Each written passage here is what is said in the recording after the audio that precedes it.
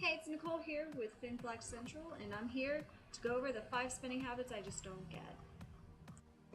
Number 5 isn't pet peeve of mine, but I can understand how people get into it. It's not within their knowledge. It's the exact opposite of a spending habit that they're aware of. The whole problem is that they're not aware of what they're spending. They're not aware of it. They just do it and don't even think about it. That's the problem, So become aware, and it doesn't, you don't necessarily have to become a more conscious or conscious spender.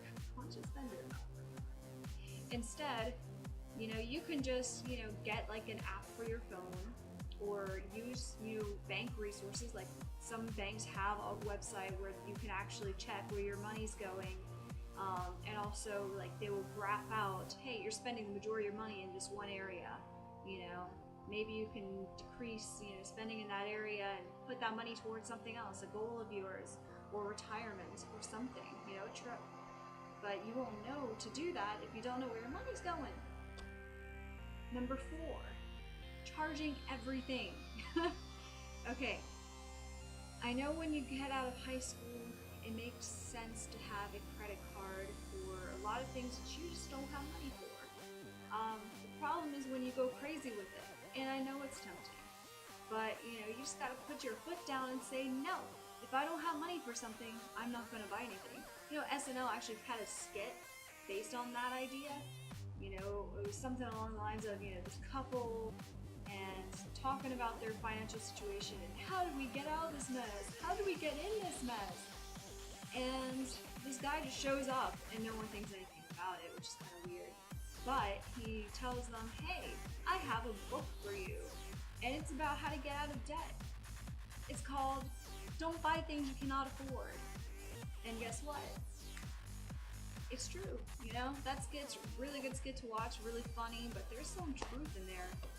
Number 3, not pulling a free coupon for an item that is right next to the coupon for that item.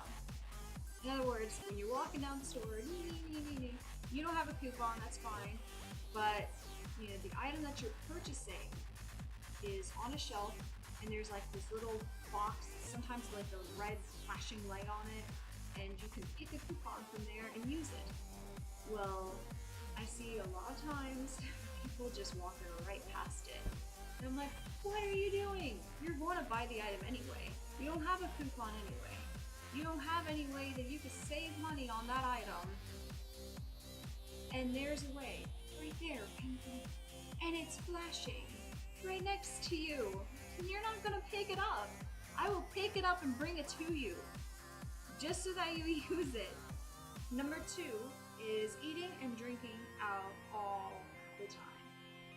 So you're wondering why you're gaining weight, why you're borderline diabetic, why your family is constantly, they're, getting sick, your kids are throwing up because of food that they're eating.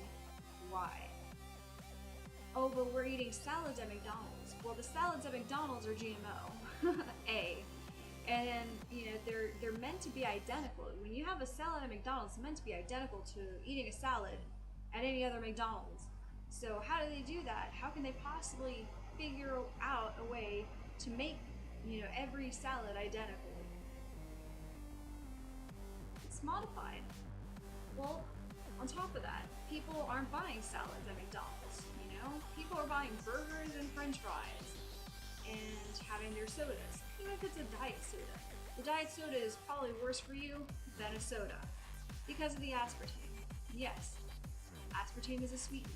And yes, it might be low sugar or 0 calories, but if there's aspartame in it, you're doing yourself more harm than good. Anyway, as for, spending money in ridiculous ways, if you're wondering where your money is going and you're eating out all the time, it's probably going there. And if you're drinking out every weekend because, life is so stressful, you have all these bills to pay, you have these kids to take care of, and this is your one time to have fun.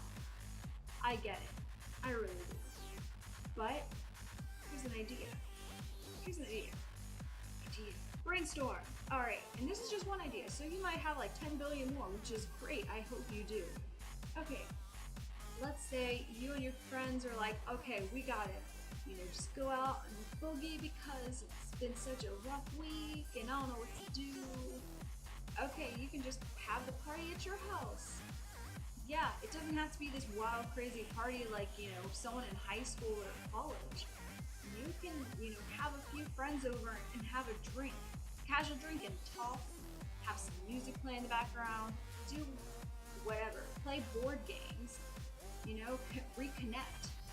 To me, that's much better quality time than, you know, going out in this loud music that you can't hear the person next to you when they're trying to shout in your ear, you know, and you know some drunk guy is behind you trying, you know, God knows what, you know.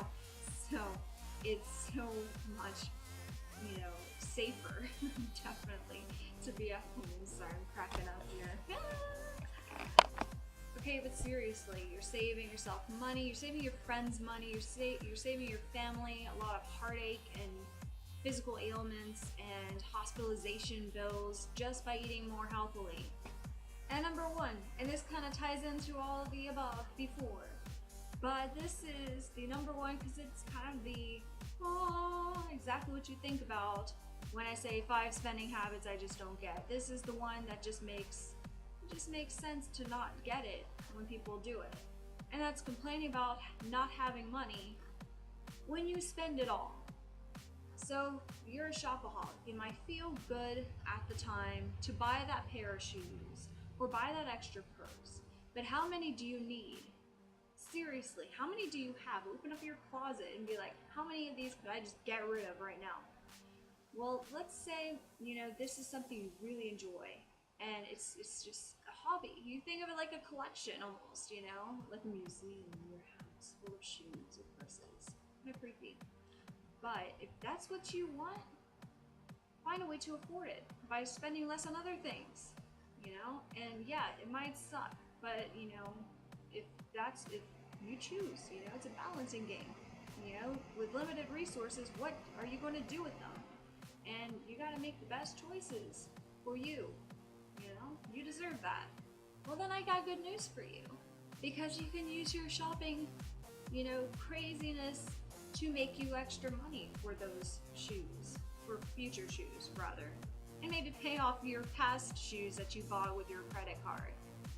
So, you know, there's different websites for this, and a lot of them are in the sharing economy. It's like secondhand selling of shoes.